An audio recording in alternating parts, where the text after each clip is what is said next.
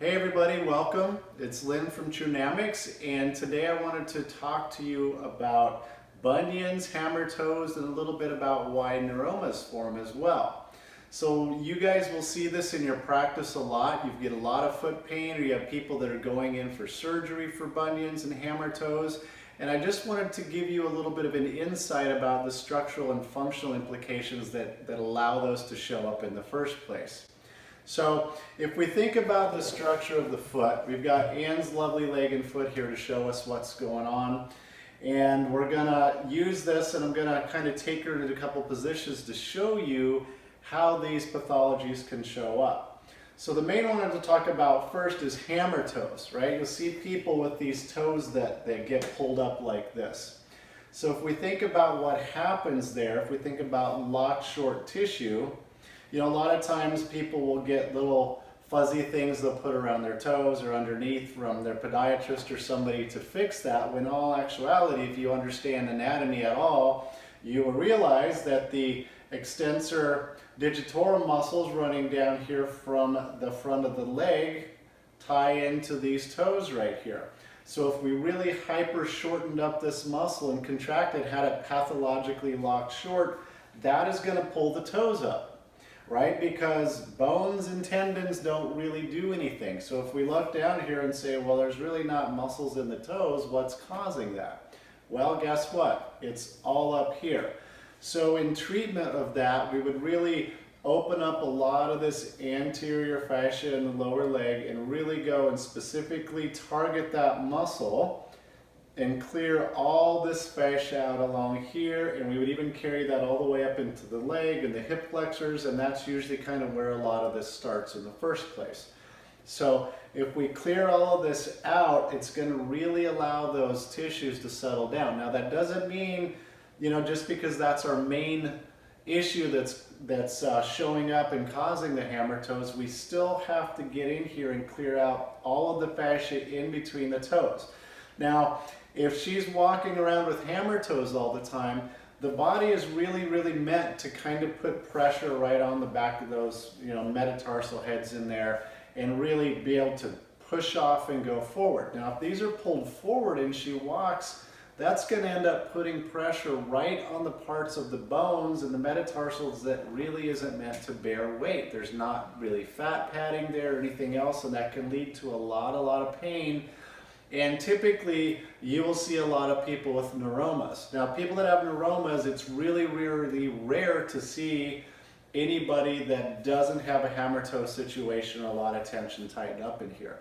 Because the body's going to start laying down that tissue over time to kind of protect it, and it's going to build up a little bit of a nodule in there. So it's important to go treat those and work on them, but you guys have seen in your practice where they'll go into someone and they'll inject the neuroma, they'll do other things, but they're not getting rid of why there's pressure there, and the body's causing that to happen in the first place. So you'll get a lot of success with those, with clearing out all the individual anatomy. Now, in all of this stuff we talk about today, even with bunions, anything in here is fair game. Right, and this is going to affect the entire rest of the body, can come into play here.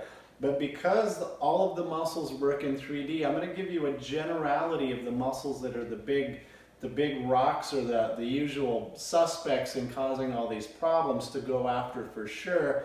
But you're also just going to have to work with to see about why these pathologies are happening. So anything in the foot is gonna be fair game, and anything in the lower leg, and then we're gonna look at the function up from there. So for hammer toes, if you really clear out all this fascia in here and get this loosened up, really get some good stretches going on in here, and depending on the age of your client and how long they've been treated, you know, they could even start to get a little bit of calcium restriction in here, maybe some arthritis. The bones have shifted so much they're hard to move, but at least you can keep it from getting worse, and you can get it back enough to where you can keep the neuromas from happening.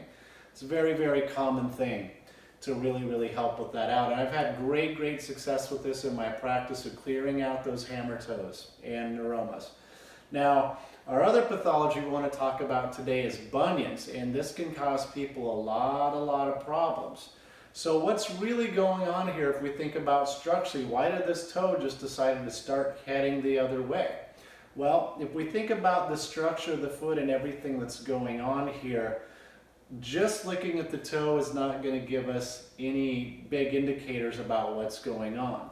So when you think about looking at a bunion, you really have to go up higher, but especially thinking about the relationship of the tibia to the talus and the navicular and the rest of the foot. Because what happens is there's usually a lot of tension, all these tissues on the outside of the foot and the peroneals, all the way up into the glutes and a little bit of the tibialis anterior, and all these muscles are going to get tight. And that's going to start to have an effect on the plantar fascia, and that's going to open up the plantar fascia too much. And a lot of times the bottom muscles of the outside of the foot are really locked short. So that's pulling everything this way, and that's going to take the tibia into internal rotation. So as I take her tibia into internal rotation, you see what happens. Automatically this side of the foot is spreading, and this toe is having to shoot off over here. So people always blame it on high heels. Well, those can certainly perpetuate it and make it worse, but I know lots of people that wear high heels all the time that don't have bunions.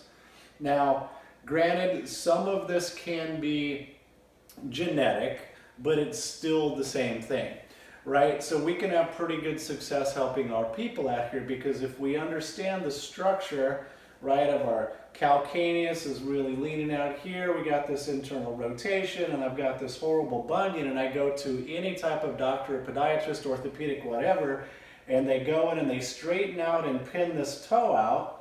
That's all fine and dandy, but did you do anything to address why the bunion happened in the first place, right? I will buy into the genetic role when people come out of the womb and they have bunions, right? If it's straight out of there, then I'll say, okay, yeah, you have a tendency in your family. But typically that genetic pattern that you're getting is not so much that the bones form that way. We have to take a step back and think, wow, it could be the structure overall. It could be a gait pattern that keeps people from really loading the outside of their peroneals and the other muscles that's causing that to break down, or it could just be, you know, a lot of other functional patterns that they tend to do like their family.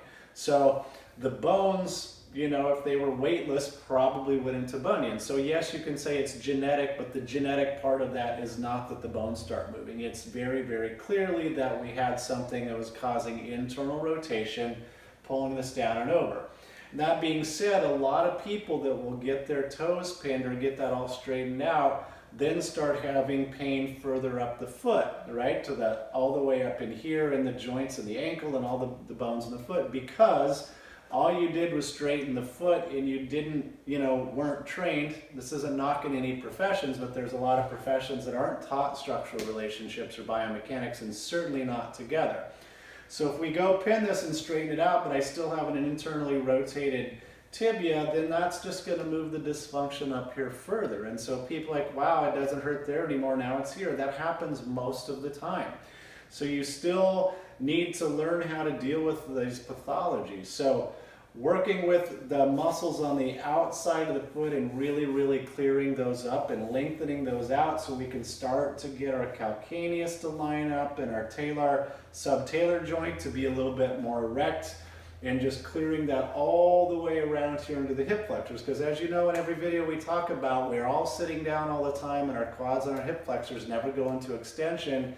Big cause of all this, especially plantar fasciitis and all the foot problems. You're gonna have to go up here and start looking at the mechanics of how that's taking the leg into external rotation and moving all of the force from the front of the foot, you know, back how it's supposed to normally walk, and putting it all the way over here. And that's what's gonna start causing your bunion problem. So when you're treating this in your practice, really get into that tibialis anterior and clearing that out, and the extensor hallucis muscle that's coming right in here is going to be really short because its tendon runs right along here. So if this tightens up, you can't pull the foot up this way. It's going to start pulling the toe over, and then you couple that with some high heel walking for a long time, you know, even just a little bit of elevated flats, and then that tibia is going to start coming in, and then you're going to end up with your bunions. Now, depending on the age of your client, you can have a lot of success clearing this out. People that I find out once they're kind of in their 50s and a little bit older, you can still have a lot of success, and you need to give them their homework, to clear all this out, but you've got to get in there pretty deep, right? Foam rolling, when these muscles are that deep inside there and in a little gua sha and things like that, you know, or even cupping, they're not going to get in deep enough to what you need to clear that out. So you're going to have to get in there with your elbow a little bit and hang out, or whatever tool you have to reorganize all this tissue, and then come inside to the medial gastroc, you know, head can get tight, and the tibialis posterior, and that can shorten this whole thing up too. So like I said earlier, everything is fair game in here. So as you're laying people down, you know, just take them into external rotation and a little bit of inversion and say, wow, what's keeping that from going? Where do I find that tissue? It could be something over here, right? It could be anything's blocking that down, and you'll never see the same thing in everyone twice, but I can guarantee you for the bunion pathology, you're going to have to get in between the toes and clear out all that fascia on the inside and lengthen that out, and you will get these deeper muscles in here that are all attached to that and causing that. So if you guys have taken our classes before, you know, in our structural dynamics classes, we really address this and how to get in there and how that, you know, this can be affected by even the thoracic spine all the way, and the upper body can start leading to this pathology too. But I just wanted to give you guys a little bit of an insight, whether you're a patient or a client that's out there looking to find out, you know, I hope we've given you some good understanding about what causes these pathologies. And if you can find somebody that's certified in structural integration, or one of our students, or come see us, you know, at Trunamics, we'll help you take care of this and give you the homework that you need to get out of that. Now, one other thing that you might need to do as this going on is to get some orthotics. Now, I'm not talking about going in and standing in a crush box and getting orthotics perfectly made for your dysfunctional feet. That won't do anything but lock you into dysfunction. What I'm talking about is a company like Nolero24. Go to Nolero24.com, because they're functional orthotics, and they're going to start making your foot do its job. And there's a huge difference between giving you support, and we never want to support or give support to a dysfunctional foot. Those type of orthotics are outdated and not helping anybody.